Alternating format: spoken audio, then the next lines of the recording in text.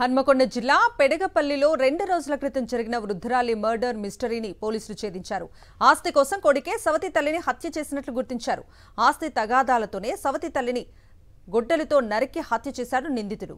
భూమి విషయంలో సవతి తల్లితో గొడవలు జరుగుతున్న క్రమంలో పక్కా ప్లాన్ ప్రకారం హత్య చేసినట్లు పోలీసులు గుర్తించారు. నిందితుడు జైపాల్ రెడ్డిని కేయూ పోలీసులు అరెస్ట్ చేశారు.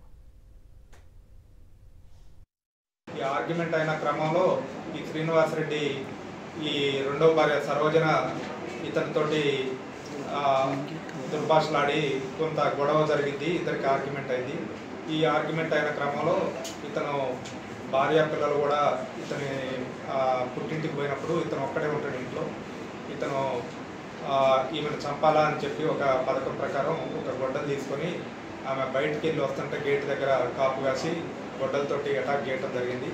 అటాక్ చేస్తే ఆమె కొన ఊపిరితో ఉంటే ఇమీడియట్గా వాళ్ళు హాస్పిటల్లో వేసిపోతే అక్కడ బ్రాడ్ డెత్ అని చెప్పడం జరిగింది.